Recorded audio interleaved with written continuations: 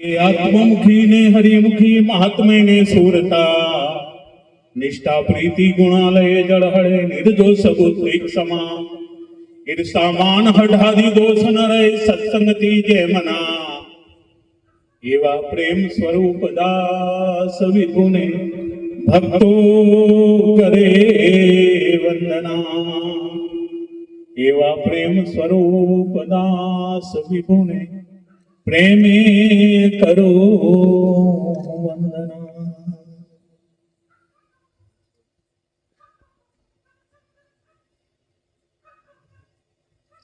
सर्वोपरि भगवान स्वामीनारायण सभा में प्रगट गुरु हरि परम पूज्य स्वामीजी प्रगट गुरु हरि परम पूज्य प्रेम स्वरूप स्वामीजी वडील संतो एवा पूज्य संत वल्लभ स्वामीजी पूज्य त्याग वल्लभ स्वामीजी प्रादेशिक संत पूज्य श्रीजी वल्लभ स्वामीजी અત્રે સભામાં ઉપસ્થિત વડીલો જેવા કે પૂજ્ય દાદા માવતર સમાન પૂજ્ય દાદા માવતર સમાન પૂજ્ય કિરણભાઈ પૂજ્ય હસમુખભાઈ પૂજ્ય ડાયાભાઈ પૂજ્ય ચિરાગભાઈ રાજુભાઈ મહેશભાઈ સૌ ધામના મુક્તો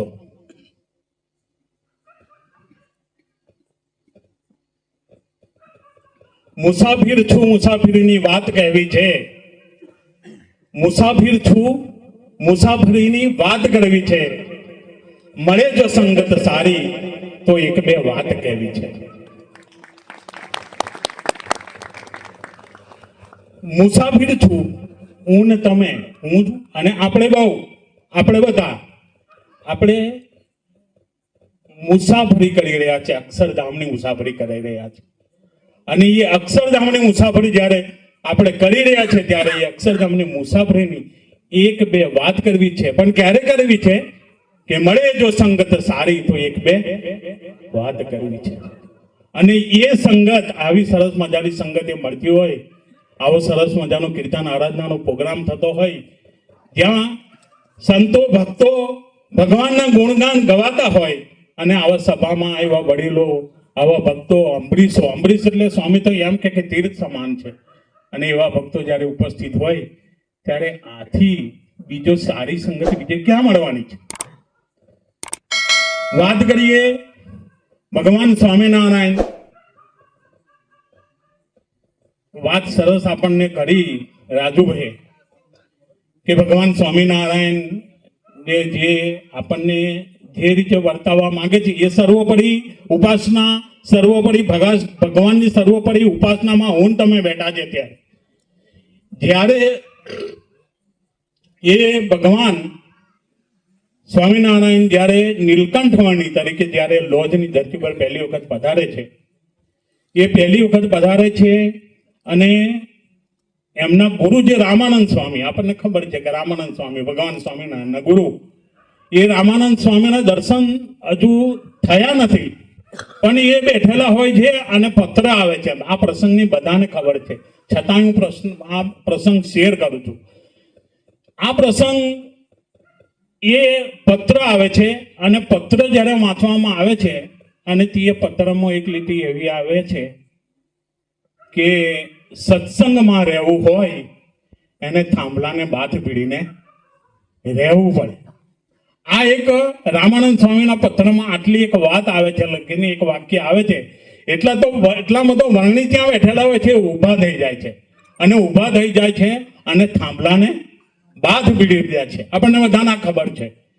એ બાથ ભીડી દે છે અને સ્વામી તો એમ કહેતા હતા સ્વામી પોતાની પરાવાણીમાં એમ બોલેલા કે જો મુક્તાનંદ સ્વામી એમ ના બોલ્યા હોત કે વર્ણી થાંભલાને બાથ ભીડવી એટલે સત્સંગમાં કોઈ વડીલ હોય એની આજ્ઞામાં રહેવું એનો અર્થ એ થાય છે ગુરુ એમ કહેવા માંગે જો એ સ્પષ્ટતા જો મુક્તાનંદ સ્વામીએ જો ના કરી હોત ને તો ભગવાન સ્વામિનારાયણ સ્વામી એમ કહે છે ભગવાન સ્વામિનારાયણ આજીવન એ થાંભલાને બાથ ભીડી દે છે એ થાંભલાને એમને જે બાથ ભીડી એના પાછળનું રહસ્ય આપણને કંઈક એ સમજાવવા માંગે છે કે થાંભલાને બાથ ભીડવી એટલે આપણા આપણા સત્સંગમાં જે કંઈ વડીલો હોય, આપણા સત્સંગમાં જે કંઈ કાર્યકર્તાઓ હોય, આપણા સત્સંગમાં જે કંઈ પ્રાદેશિક સંત હોય, આપણને જે પ્રગટ ભગવાન મળ્યા હોય, પ્રગટ સંત મળ્યા હોય, એમની આજ્ઞામાં આપણે નિરંતર રહેવું છે. એ જે એની આજ્ઞા આવે એમાં ક્યારેય આપણે બુદ્ધિ લગાડવી નથી. અને એ ભગવાન સ્વામિનારાયણ તો એ થાંભલાને બાદ ઉડીને રહ્યા, પણ જો એમને એ દર્શન ના કરાયું હોત ને, અને એ દર્શન ના કરાયું હોત તો આપણે ખરેખર અત્યારે જે માયાને બાથ ઉડીને રહ્યા છે ને, એ માયાને આપણે છોડી શક્યા ના હોત. એ સ્વામિનારાયણ ભગવાન કોઈકે એમ કહ્યું કે જે ભાનમાં છે ને એને ક્યારેય માન હોતું નથી. જે ભાનમાં છે અને એને ક્યારેય માન હોતું નથી. અને એ જ વાત જે ભાનમાં છે એને ક્યારેય માન હોતું નથી. અને એ વાત આપણે સ્વામીજી કાયમ કે છે, સ્વામીજી આપણને કાયમ કહેતા એ વાત કે નિષ્કામ અને નિર્માણ ધર્મના પ્રવર્તનને માટે જ મહારાજ પૃથ્વી ઉપર પધાર્યા છે. નિષ્કામ અને નિર્માણ ધર્મના પ્રવર્તન માટે જ મહારાજ પૃથ્વી ઉપર પધાર્યા છે. મારાના તમારા દરેકને હૈયાની વિશે માન રહે છે. માન શું છે? માન મહારાજના વખતમાં દીનાનાથ ભટ્ટ કરીને એક ભગત હતા, આપણે નજીકના જ આમોદના હતા. એ દીનાનાથ ભટ્ટ એમને રાજુભાઈએ ના કીધું કે સત્સંગ ને ભક્તિ વિના તો વિદ્વાન પણ અધોગતિને પામે છે. એ એટલા વિદ્વાન હતા કે ભાગવતના 18,000 શ્લોક એમને મોઢે હતા, કંઠસ્થ હતા. શું ભાગવતના 18,000 શ્લોક એમને મોઢે હતા. અને એ ભગવાન સ્વામિનારાયણના આશ્રિત થયા. સ્વામિનારાયણ ભગવાનના આશ્રિત થયા ત્યારે એક દિવસ બેઠેલા તો ભગવાન સ્વામિનારાયણને એ દીનાનાથ ભટ્ટને એમ કહ્યું કે ભટ્ટજી, આમાં તમે ભાગવતના કેટલા શ્લોક? તકે 18,000 મહારાજ કે તકે બધા તમને બધા કંઠસ્થ બધા મળે કે તકે એમાં તમારા કલ્યાણનો શ્લોક કયો કે? તારે દીનાનાથ ભટ્ટ એમ બોલે કે મહારાજ એવી તો અમને કઈ ખબર પડે ના, અમે તો આ પોપટ જ્ઞાન જે આવી રીતે વાંચીએ તે અમે કઈ બદલાઈએ, બાકી આમાં અમારું કલ્યાણ કઈ રીતે થાય ને ક્યાં થાય ને એવી અમને કઈ ખબર નહીં. જ્યારે ભગવાન સ્વામિનારાયણ એમને એ બતાવે છે કે આ શ્લોક આપણા કલ્યાણનો શ્લોક છે. હવે એ આટલા મોટા વિદ્વાન હતા, પણ બન્યું શું કે ભગવાન સ્વામિનારાયણ જ્યારે શિક્ષાપત્રીનું લેખન કર્યું, એનું ઉદ્ઘોષ કર્યો ને, ત્યારે એ શિક્ષાપત્રીમાં એમને શરૂઆતમાં એમ લખ્યું, એ શિક્ષાપત્રીના શ્લોકમાં કે અમારે આશ્રિત જે મયારામ આદિક ભટ્ટ, કોનું નામ આવ્યું? મયારામ. અમારે આશ્રિત એવા જે મયારામ આદિક ભટ્ટ જેવા ગ્રહસ્થ સત્સંગી, એ મયારામ ભટ્ટનું જ્યારે નામ આવ્યું ને ત્યારે દીનાનાથ ભટ્ટને એમ લાગ્યું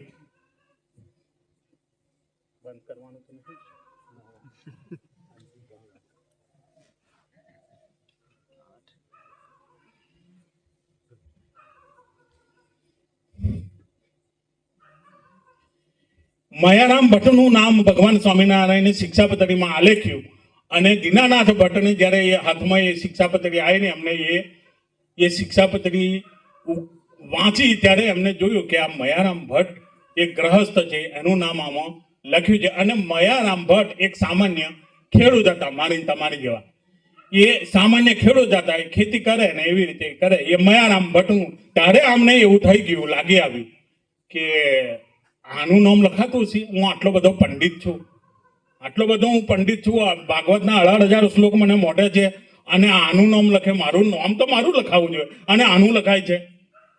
એટલે એને લાગી આવ્યું દીનાનાથ ભટ્ટને, અને એ સત્સંગથી દૂર થઈ જાય છે. સત્સંગી દૂર થઈ જાય છે. હવે એમના પરિવારમાં ખાલી કોઈ નતું, ખાલી એ દીનાનાથ ભટ્ટ, એમની એક દીકરી બહુ વાલી હતી એમને, કેમ કે પરિવારમાં એ એકલી જ હતી દીકરી ને દીનાનાથ ભટ્ટ બે જ બન્યું એવું કે એ દીકરીને એક ભૂત વળગ્યું છે. ભૂત વળગ્યું એટલે આ તો સત્સંગથી દૂર થઈ ગયેલા, એટલે ભગવાન સ્વામિનારાયણ પાસે જવાનું આવવાનું ઓછું કરી નાખેલું, બંધ કરી, ધીરે ધીરે ઓછું કરીને પછી બંધ કરી દીધું.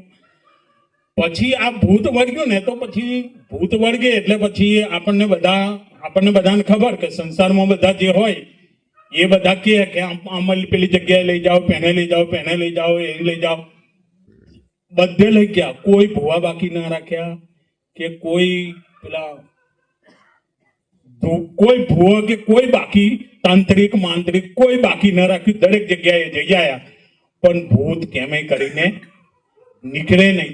દીકરી એટલી બધી દુઃખી થાય તે આ મયારામ દીનાનાથ ભટ્ટ જોવાય નહીં સ્વામી. દીકરીની લાગણી, દીકરી પ્રત્યે લાગણી પણ એનાથી એ જોવાય નહીં. ત્યારે પછી એને એમ કહ્યું કે હવે હું કરું, કોઈ જગ્યાએ જવાનું બાકી ને, જેને જઈ બતાવ્યું ત્યાં જઈ જાય એ, પણ કોઈ જગ્યાએ એમને મેર પડ્યો જ ના. ને મેર પડ્યો ના એટલે કોઈકે કીધું કે ભગવાન સ્વામિનારાયણ પાસે જાઓ ને યાર, ત્યાં કોમ થઈ જશે, ત્યાં કોમ તમારું થઈ જશે, કે એવું કહ્યું. એટલે અમને તો ખબર હતી જ કે ત્યાં તો થાય એવું જ છે, પણ આ ત્યાંથી રીસ ચડાવીને નાઠેલા એટલે પછી જાય કેવી રીતે? પણ દીકરીના પ્રેમને વશ થઈને એ જાય છે, દીકરીના પ્રેમને વશ થઈને એ જાય છે. ભગવાન સ્વામિનારાયણ બેઠેલા હોય અને એ દીનાનાથ ભટ્ટ જ્યારે આવે છે ત્યારે ભગવાન સ્વામિનારાયણ એમને જોઈને કે ઓહો ભટ્ટજી, બહુ દિવસે તમારા દર્શન થયા. અને ત્યારે એ દીનાનાથ ભટ્ટની આંખમાં આંસુ હોય છે ને ત્યારે પછી ભગવાન સ્વામિનારાયણ કહે છે કે કેમ, શું થયું ભટ્ટજી, તમારી આંખમાં આંસુ હોય ના? આટલા બધા તમે પંડિત અને તમારી આંખમાં આંસુ હોય શકે કે? બની ના, તમે બીજાને સમાધાન આપી શકો એટલું બધું તમારામાં જ્ઞાન છે ને તમે આ રીતે દુઃખી છો, શું કારણ છે કે? અને ત્યારે ભગવાન સ્વામિનારાયણ પાસે એ દીનાનાથ ભટ્ટ એમ કે છે કે મહારાજ, દીકરી છે અને દીકરીને ભૂત વળગ્યું છે અને ભૂત કેમે કરીને નીકળતું નહીં. દરેક જગ્યાએ બધા જ પ્રયત્નો કરી છૂટ્યો છું, પણ કોઈ રીતે ભૂત નીકળતું નથી.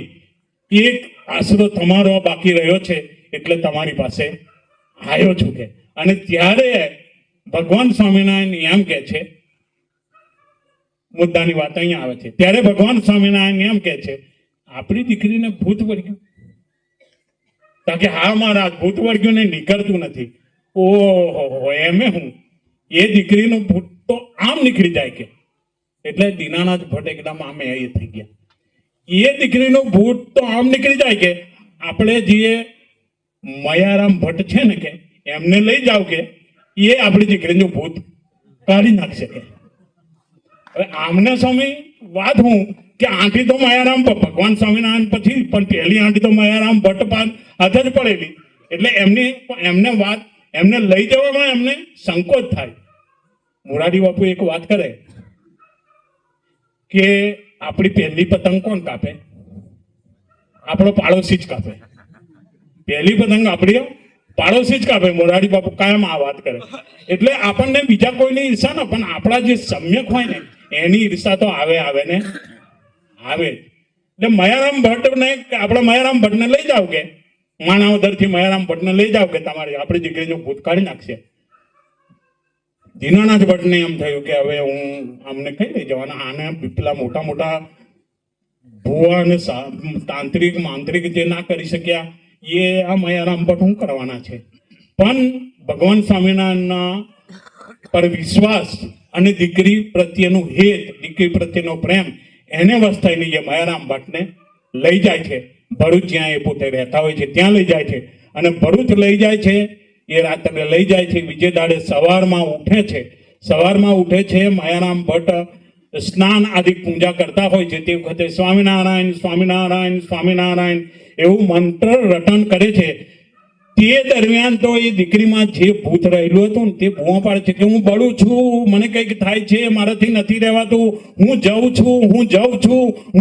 છું. અને તરત એ ભૂત નીકળીને જતું રહ્યું છે. કહેવાનો મતલબ એ છે આપણને જે મળ્યા છે એ સર્વોપરી છે. આપણને જે મળ્યા છે એ અનંત આધાર છોડીને આપણને એક સૂત્ર મંદિરે જે મળેલું કે અનંત આધાર છોડીને એક ભગવાનના આધારે જેવું, ભગવાન એટલે એક આના આધારે જેવું, બીજા સર્વે આધાર મૂકી દેવા, બીજા સર્વે આધારે મૂકી દેવા. આપણે ખૂબ નસીબદાર છે કે આવો જોગ આપણને મળ્યો છે. ગુણાતીતાનંદ સ્વામીની વાતમાં લખ્યું છે કે આ બધી વાતો સાંભળીને સ્વામિનારાયણ હરે સ્વામીએ વાત કરી છે કે આ બધી વાતો સાંભળીને આટલું જ સમજવાનું છે કે હું આત્મા છું, હું અક્ષર છું, હું બ્રહ્મરૂપ છું, હું સુખાનંદ છું, અને દેહ, ઇન્દ્રિય, અંતઃકરણ, કુટુંબ એ સર્વે મારા નહીં અને હું એનો નહીં, હું ભગવાનનો છું અને ભગવાન મારા છે. આટલું જ અનેક પ્રકારની વાતો સમજીને સમજવાનું છે. અને એની આગળ જે કહ્યું છે ને એ ખાસ આપણને લાગુ પડે છે કે ભગવાન પૃથ્વી ઉપર પધારે છે ત્યારે, વાત શું છે કે ભગવાન જ્યારે પૃથ્વી ઉપર પધારે છે ત્યારે રાજસી, તામસી, અધમ એ સર્વેનો ઉદ્ધાર કરી દે છે. હવે રાજસી, તામસી ને અધમ એમાં તો પછી કોઈ બાકી રહેતું જ નહીં. હું નહીં રહેતો, તમે નહીં રહેતા, કોઈ રહેતા નથી. ભગવાન પૃથ્વી ઉપર પધારે છે ત્યારે રાજસી, તામસી, અધમ એ સર્વેનો ઉદ્ધાર કરી દે છે. માટે આવો જોગ ને સંગ ફરી મળવાનો નથી. એટલે જોગ એટલે શું? આવો જોગ એટલે શું? આવો જોગ એટલે 27 ડિસેમ્બર 96 ની ધરતી પર આપણને જવાનું છે. આવો જોગ એટલે 19 તારીખે પાદરા પ્રેમ સ્વરૂપ સ્વામીજી આવે તે આવો જોગ, એટલે 20 તારીખે આપણે જંબુસર કીર્તન આરાધના કરી રહ્યા છે તે. અને સંઘ એટલે શું? એટલે સંઘ એટલે ત્યાં જે ભક્તો આવશે, 96 ની ધરતી પર જે ભક્તો આવશે એના દર્શન થશે, એનો સંગ થશે. પાદરાની ધરતી પર જે આવશે, જંબુસરની ધરતી પર આવશે, અત્યારે જે થઈ રહ્યો છે એ સંઘ છે. મારા માટે આવો જોગ ને સંઘ ફરી મળવાનો નથી. એથી વિશેષ આગળ વાત કરીએ તો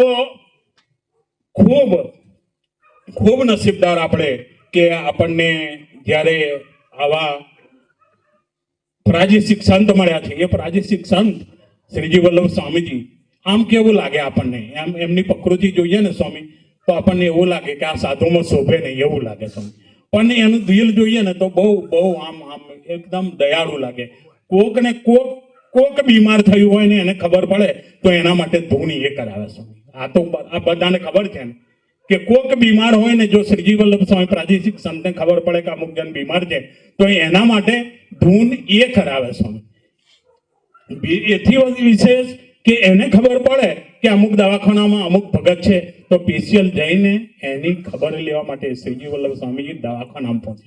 એથી વિશેષ એને એમ કે કંઈક જરૂર હોય તો કહેજો.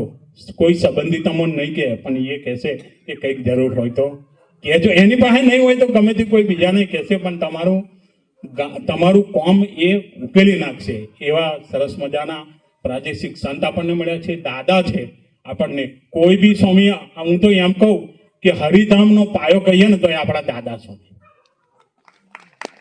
અને એ દાદા આપણને મળ્યા છે અને આપણા પ્રદેશમાં છે સ્વામી. એથી વિશેષ આપણે બીજી કઈ વાત હોવી જોઈએ? આપણા કિરણભાઈ સ્વામી આપણા માટે ગમે ત્યારે આપણા માટે એ ઊભા થઈ જાય. આપણી કોઈ બી ફરિયાદ હોય, આપણો કોઈ બી પ્રોબ્લેમ હોય, એ સોલ્વ એ કિરણભાઈ આપણા કરે છે અને કર્યા છે, કરે છે અને કરતા રહેશે સ્વામી. એવા સરસ મજાના પાત્રો આપણને મળ્યા છે. આપણને આપણા આ સ્કૂલ ચલાવતા આપણા ગૌતમભાઈ, એથી વિશેષ ચિરાગભાઈ, આપણા રાજુભાઈ, કેવા મહાન પાત્રો આપણને મળ્યા છે. એમની આજ્ઞામાં આપણે રહેવું છે અને એમની આજ્ઞામાં રહીને નિરંતર આપણે ભગવાન તરફ એકદમ નિરંતર ચાલવું છે, આગળ વધવું જ છે. એક જણાય છે ને, આપણે સત્સંગ કરવો છે તો સત્સંગમાં હું આપણા જીવનમાં એક તો ધર્મ નિયમ કમ્પ્લીટ રાખવું. ધર્મ નિયમ એટલે પ્રથમ સારું બોલવું, સારું જોવું, સારું સાંભળવું, સારું ખાવું. એ પ્રમાણેનું આપણું જીવન આટલું પોઝિટિવ બનાવવું. સ્વામી એમ કે આટલું પોઝિટિવ બનાવવાનું, એ પ્રમાણેનું આપણું જીવન બનાવવાનું. એ સિવાય આપણને જે આજ્ઞા આવે અઠવાડિક સભાની, એ અઠવાડિક સભા આપણે અચૂક ભરવી જ જોઈએ. એમ એક સૂત્ર તો એવું છે કે પ્રાણ જાય પણ અઠવાડિક સભા ના જાય. એ સૂત્ર તરફ નિરંતર આપણને જાય. એક જણાએ છે ને સ્વામી તે બાધા રાખી. હવે એ ભાઈ મુસ્લિમ હતા અને એમને બાધા રાખી કે મારું આ કોમ થઈ જશે ને, મારું આટલું કોમ થઈ જશે તો યા અલ્લાહ હું કૂતરા સાથે પૂજન કરીશ. કે હું કીધું કઈ બાધા રાખી કે મારું આટલું કામ થઈ જશે તો હું કૂતરા હાથે ભોજન કરીશ. બન્યું એવું કે ભગવાને એની પ્રાર્થના સાંભળી દીધી અને એનું કામ થઈ ગયું. હવે એનું કામ થઈ ગયું ગૌતમભાઈ, એનું કામ થઈ ગયું ને, એનું કામ થઈ ગયું પછી કામ થયું એટલે બાધા તો કરવી પડે ને ભાઈ. એટલે બાધા પછી આવીને આ બાધા કરવાની થઈ કે હવે કૂતરા હાથે ખાવું કેવી રીતે છે, કૂતરા હાથે ખાવું કેવી રીતે, એ મોટો પ્રોબ્લેમ ને. તો પછી કોઈક આવા હશે દાદા જેવા, કિરણભાઈ જેવા એવા કોઈક વડીલ હશે, એમને મળ્યા. કોઈ સંત હશે, પ્રાદેશિક સંત શ્રીજી વલ્લભ સ્વામી છે, એવા કોકને મળ્યા ને વાત કરી કે હું મારે આવી બાધા છે ને હું આવી બાધા રાખી ચૂક્યો છું, મારું કામ થઈ ગયું છે, મારે બાધા કરવી છે, હવે કરવી કઈ રીતે. તારે પછી અમને સમાધાન આપ્યું. ગુણાતીતાનંદ સ્વામીની વાતમાં લખ્યું છે કે 2 સારા સાધુને 3-4 સારા હરિભક્ત સાથે જીવ જોડવો, જેથી કરીને સત્સંગમાંથી પડી ના જવાય. આ પછી આ વાત મૂકી કે આ બાધા કરવી છે તો એક વડીલ સંતને વાત કરી છે કે આવી બાધા કરવી છે શું કરવું. તો એમને પછી સમાધાન આવતા કહ્યું કે જુઓ તારે બાધા તો કરવી જ પડશે.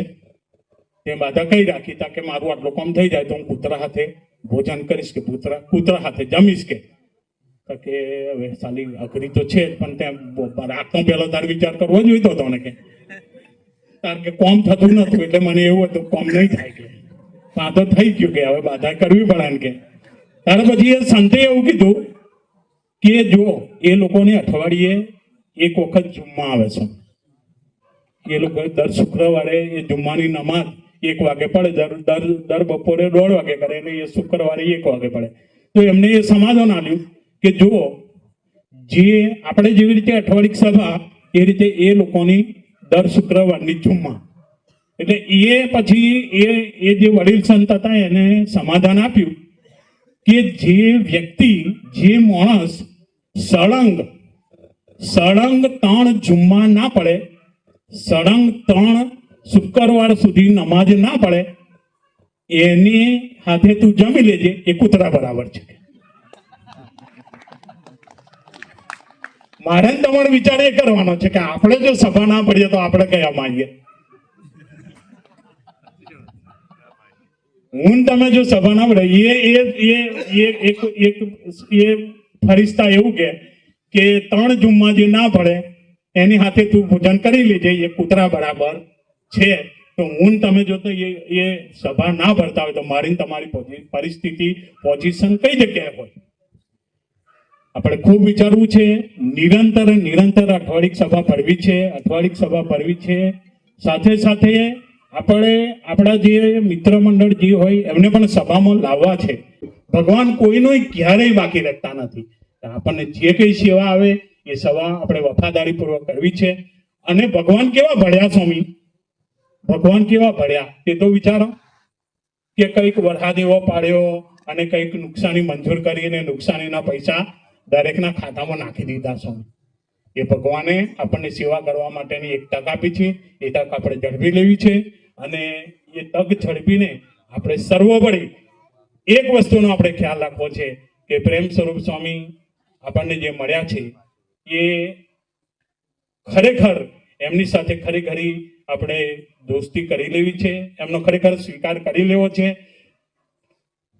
આ બાજુ કેવડિયાથી એક કાર્યકર્તા ભાઈ તે વખત સ્વામી હતા, સ્વામી પાસે આયા ને સ્વામીને કીધું કે સ્વામી અમારે ત્યાં ચાલો ને, એક કેવડિયાની બાજુમાં એક ગામ હતું કે ત્યાં ચાલો ને કે ત્યાં પાણીનો પ્રોબ્લેમ છે અને પાણીનો પ્રોબ્લેમ છે એટલે બધા બહુ આવીને બતાવી ગયા છે અને બહુ બધા ટુબેલો કર્યા છે પણ એકઈ જગ્યાએ પાણી સારું નીકળ્યું નથી. કે એટલે તમે ચાલો એટલે એ જગ્યા કોઈ બતાવો કે જેથી કરીને પાણી સારું નીકળે ને અમારે પાણીનો પ્રશ્ન સોલ્વ થાય. છે ત્યારે એ કાર્યકર્તા ભાઈને સ્વામી એમ કે કોમ કરીને પ્રેમ સ્વામી લઈ જા, કે સ્વામી એમની લાક્ષણિક કદામ બોલેલા એ કોમ કરે કે આપણે પ્રેમ સ્વામીને લઈ જાકે પેલા ભાઈ કે કઈ વાંધો નહીં લઈ જાઉં, પણ પછી એમને પાછું સ્વામીને ડિલેરાની વાત કરી કે સ્વામી બધા બહુ સંતો મહંતો આવીને બતાવીને ગયા છે ને એમને કીધું એ પ્રમાણે ટૂકબેલ કર્યા છે પણ એક સક્સેસ ગયો નહીં, હું પ્રેમ સ્વામીને લઈ જાઉં અને કદાચ સક્સેસ નહીં જાય તો પાછું એનો એ જ પ્રોબ્લેમ રહેશે ને. તારે પછી સ્વામી શું કે તું પ્રેમ સ્વામીને શું ધારે છે કે તું પ્રેમ સ્વામીને શું ધારે છે કે એ જ્યાં પગલું મૂકશે ને ત્યાં પાણીના ફુવારા ઉડશે અને એની ગોદ સ્વામીજીએ મને તમને આપી છે. આપણે ખરેખર એની અનુવૃત્તિ આપણે આપણી પ્રવૃત્તિ બનાવવી છે. એ માટે મહારાજ અને સ્વામી આપણને સૌને ફરી આપણને હું યાદ કરાવું, આપણે 27 ડિસેમ્બર થાનભાઈ જવું છે. દાદા અમારા વિભાગમાંથી અમે 14 લક્ઝરી કરી છે ને હજુ કદાચ થશે, એટલે આપણે છાનભોઈની ધરતી પર જવું છે તો ત્યાં આપણે લૂંટાઈને નહીં આવવું, આપણે પુણ્ય કમાઈને આવવું છે. અને એ સિવાય 19 તારીખે પાદરા જવું છે, 20 તારીખે જંબુસર જવું છે. અને ખરેખર મહારાજ આપણને જે રીતે મહારાજ અને સ્વામી આપણને જે રીતે જીવાડવા માંગે છે એના અહીંયા એક વાત સ્વામી કાયમ કહેતા કે આપણને મોટા પુરુષમાં વિશ્વાસ આવે ને એ આપણી સાધનાની શરૂઆત છે અને મોટા પુરુષને આપણામાં વિશ્વાસ આવે ને એ આપણી સાધનાની પૂર્ણાહુતિ છે.